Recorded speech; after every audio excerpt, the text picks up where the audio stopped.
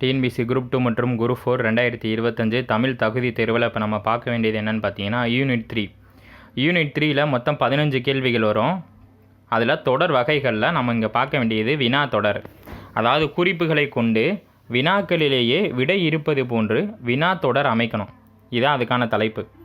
குறிப்புகளை கொண்டு வினாவிலேயே விடை இருப்பது போன்று ஒரு வினா தொடரை அமைக்கணும். நல்லா கவனமாக பார்த்துக்கோங்க. விடைக்குள்ளே ஒரு கேள்வி இருக்குது, அந்த கேள்வியும் பதிலும் சேர்ந்து வரணும். ஒரு குறிப்பு இருக்கும், அந்த குறிப்பை வச்சுக்கிட்டு வினா கேட்கணும், அந்த வினாக்குள்ளேயே ஒரு விடை இருக்கணும். ஆனால் அது வினாவாக மாறணும். இந்த 3 கண்டிஷன் தான் ரொம்ப முக்கியம். இலக்கணத்துலேருந்து இந்த கேள்விகள் கண்டிப்பாக வரும். நான் உங்களுக்கு ஒரு 5 கொஸ்டின்ஸ் கொடுத்துருக்கேன், அதுக்கு நானே ஆன்சர் பண்ணியிருக்கேன். கவனமாக பார்த்துக்கோங்க, ரொம்ப ரொம்ப முக்கியமான ஒரு யூனிட்டு. ஃபஸ்ட்டு பாருங்கள், குறள் இன்பம். கொடுக்கப்பட்ட குறிப்பு என்ன? குறள் இன்பம். சுவைக்காத இளநீர், காப்பிய சுவை, மனிதகுல மேன்மை, விடுமுறை நாள். இது 5 தான் கொடுக்கப்பட்டது. ஞாபகம் வச்சுக்கோங்க, ரொம்ப ரொம்ப முக்கியம். ஒரு சில டயத்தில் டிஎன்பிஎஸ்சி கொஸ்டின்ஸில் எப்படி கேட்பாங்க அப்படின்னா, சொற்களை ஒழுங்குபடுத்தி எழுதுக அப்படின்னு கொடுத்துட்டு, இப்போ நான் கொடுக்குற சென்டென்ஸை ஃபஸ்ட்டு இது நான் ஃபுல்ஃபில் பண்ணிக்கிறேன். அடுத்து அவங்க எப்படிலாம் அந்த கொஸ்டின்ஸை கேட்கலாங்க அப்படின்னு உங்களுக்கு நான் ஒரு ஓரலாக சொல்கிறேன். ஃபஸ்ட்டு பாருங்கள், குறள் இன்பம். அப்போ குறள் இன்பம்ன்றது ஒரு குறிப்பை கொடுத்துருக்காங்க. அந்த குறிப்பை வச்சு ஒரு வினை வரணும். அந்த வினை வினாவாகவும் வரணும், விடையாகவும் வரணும். ஆனால் அது வினா தொடர்னால எதில் முடியணும்? கேள்விக்குறியோடு முடியணும். இந்த 3 கண்டிஷன் பாருங்கள். குறள் இன்பத்தில் திளைக்காத தமிழன் உண்டா? அப்போ குறிப்பு என்ன? குறள் இன்பம் கொடுத்துருக்காங்க. அப்போ குறள் இன்பத்தில் திளைக்காத தமிழன் உண்டா? அப்போ குறள் இன்பம்ன்ற ஒரு குறிப்பை வச்சுட்டு அதிலே ஒரு பதில் வச்சுட்டாங்க. அதில் கண்டிப்பாக ஒரு தமிழன் படிச்சிருப்பாங்க, ஒரு தமிழன் கண்டிப்பாக படிச்சிருப்பாங்க, படிக்காத யாரும் இருக்க மாட்டாங்க. அப்போ ஒரு வினா. அப்போ உண்டான்ற ஒரு வார்த்தை என்ன சொல்லுது? கேள்விக்குறியாக வருது. அப்போ வினை ஒரு வினாவை கேட்டு அந்த வினாக்குரிய பதிலை அதே சொல்லி முடிச்சிருது. அப்போ குறள் இன்பத்தில் திளைக்காத தமிழன் உண்டா, வார்த்தையை பாருங்கள். அப்போ ஃபஸ்ட்டு குறிப்பு கரெக்டாக, குறள் இன்பம். குறள் இன்பத்தில் திளைக்காத தமிழன் உண்டா. இது எப்படி டிஎன்பிஎஸ்சி கொஸ்டின்ஸில் கேட்பாங்கன்னா, தலைப்பு எப்படி வரும் அப்படின்னா, சொற்களை இணைத்து சொற்றொடராக்குக அப்படின்னு கொடுத்துட்டு இதை மாற்றி கொடுப்பாங்க. திளைக்காத தமிழன் உண்டா குறள் இன்பத்தில் தமிழன் உண்டா திளைக்காத தமிழன் உண்டா குறள் இன்பத்தில், இப்படி மாற்றி கொடுப்பாங்க. அப்போ நீங்கள் எப்படி எந்த ஆப்ஷனை கரெக்டாக எடுக்கணும்? குறள் இன்பத்தில் திளைக்காத தமிழன் உண்டா, இதுதான் மிகச்சரியான பதில். ஞாபகம் வைத்து கொள்ள வேண்டும். அப்போ குறள் இன்பத்தில் திளைக்காத தமிழன் உண்டான்றதான் மிகச்சரியான பதில். அவங்க ஆப்ஷன் வச்சுருப்பாங்க. உண்டா தமிழன் திளைக்காத குறள் இன்பத்தில், திளைக்காத குறள் இன்பத்தில் தமிழன் உண்டா அப்படின்னு நிறைய ஆப்ஷன் மாற்றி கொடுத்துருப்பாங்க. சீர்களை மாற்றி கொடுத்துருப்பாங்க, சொற்களை மாற்றி கொடுத்துருப்பாங்க, பொருளை மாற்றி கொடுத்துருப்பாங்க. நீங்கள் இந்த சென்டென்ஸ் புரிஞ்சால் தான் அங்கே ஆன்சர் பண்ண முடியும். நீங்கள் இதை ரொம்ப ஈஸியாக நினச்சிட்டு இருக்கீங்க, ஆனால் இதுதான் ரொம்ப டஃப்பு. ஏன்னா படிக்காமல் போய் அங்கே என்னென்னே தெரியாமல் நீங்கள் அதை அட்டன் பண்ணிடுவீங்க. ஏன்னா இப்போ இருக்க இனக்கல கேள்விகள் அனைத்துமே ரொம்ப ஈஸி தான் பார்க்க, ஆனால் ப்ராக்டிஸ் பண்ணாமல் போனீங்கன்னா ரொம்ப கஷ்டம். இப்போ கொஸ்டின் போயிடலாமா? குறள் இன்பத்தில் திளைக்காத தமிழன் உண்டா. அடுத்த குறிப்பு பாருங்கள், சுவைக்காத இளநீர். மனிதன் சுவைக்காத இளநீர் உண்டா. அப்போ சொற்களை ஒழுங்குபடுத்தி எழுதணும். அப்போ இந்த ஆப்ஷன் ஏ எப்படி இருக்குன்னா, இளநீர் உண்டா சுவைக்காத மனிதன். ஆப்ஷன் பி, சுவைக்காத மனிதன் இளநீர் உண்டா.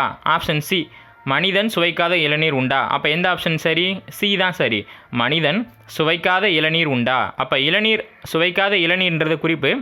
அந்த குறிப்பை பயன்படுத்தி ஒரு வினாவை அமைக்கணும். அந்த வினா சரியாக பொருந்தி இருக்கணும். அப்போ அதான் இங்கே இருக்க நீங்கள் தெரிஞ்சுக்கிற வேண்டிய ஒரு முக்கியமான ஒரு கருத்து.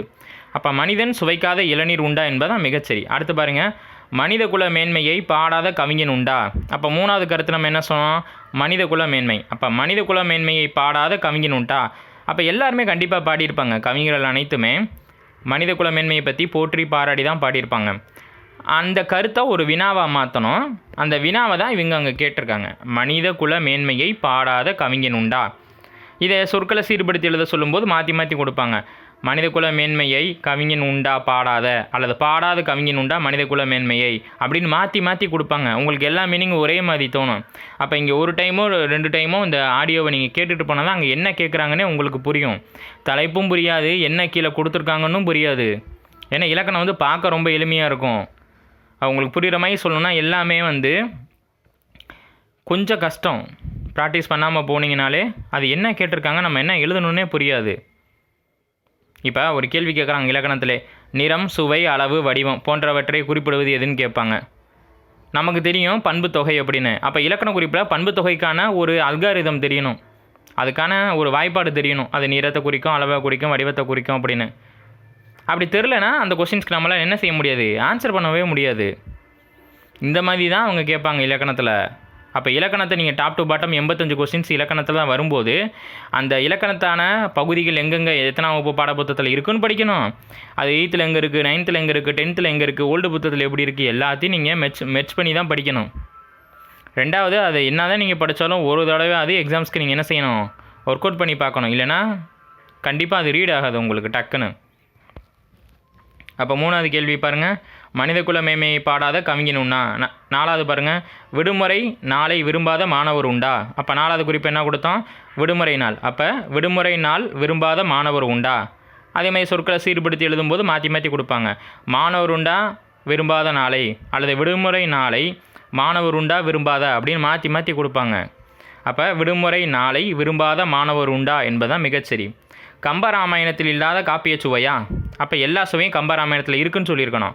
நம்ம தான் என்ன கண்டிஷன் சொன்னால் ஆரம்பத்திலே குறிப்பை பயன்படுத்தி அதை வினாவாக மாற்றணும்னு கொடுத்துருக்கோம். அப்போ கம்பராமாயணத்தில் இல்லாத காப்பிய சுவையா. அப்போ எல்லா சுவையும் எதில் இருக்குது, கம்பராமாயணத்தில் இருக்குது. விடை கிடச்சிருச்சா. இவ்வளோ தான் சிம்பிள். அவங்க மாற்றி மாற்றி கொடுப்பாங்க. கம்பராமாயணத்தில் காப்பிய சுவை இல்லாத காப்பிய சுவை கம்பராமாயணத்தில் இப்படின்னு மாற்றி மாற்றி கொடுப்பாங்க. அப்போ இந்த 5மே நம்ம ரொம்ப ரொம்ப முக்கியம். திருப்பியோட ரீகால் பண்ணிடுவோம். மனிதன் சுவைக்காத இளநீர் உண்டா. மனிதன் சுவைக்காத இளநீர் உண்டா. மனித குல மேன்மையை பாடாத கவிஞன் உண்டா. மனித குல மேன்மையை பாடாத கவிஞன் உண்டா. விடுமுறை நாளை விரும்பாத மாணவர் உண்டா. விடுமுறை நாளை விரும்பாத மாணவர் உண்டா. கம்பராமாயணத்தில் இல்லாத காப்பிய சுவையா. கம்பராமாயணத்தில் இல்லாத காப்பிய சுவையா. கண்டிப்பாக இந்த 5லேருந்து ஒரு கேள்விகள் உங்களுக்கு வரும், கண்டிப்பாக வரும். எக்ஸாம்ஸ்க்கு போகிறவங்க நல்லா படித்து வச்சுக்கோங்க. நம்ம கொடுக்குற வீடியோவை மட்டும் நீங்கள் பார்த்தாலுமே 95 மார்க் 100க்கு அழகாக எடுத்துடலாம். ஏன்னா 85% கொஸ்டின்ஸ் வந்து இலக்கணத்தில் தான் வரும். மீதி 15 தமிழ் சான்றோர்கள். அதுவுமே நம்ம வேலுநாச்சியார் வீடியோ கொடுத்துருக்கோம். அடுத்து இப்போ வரும். அடுத்து மொழி ஞாயிறு தேவநாயர் பாவனார் பற்றி வரும். தோப்பை மீனாட்சி சுந்தரனார் பற்றி வரும். தமிழ் சான்றோர்கள் அனைவருக்குமே ஒவ்வொரு வீடியோ வந்துகிட்டே இருக்குது, மறக்காமல் பாருங்கள்.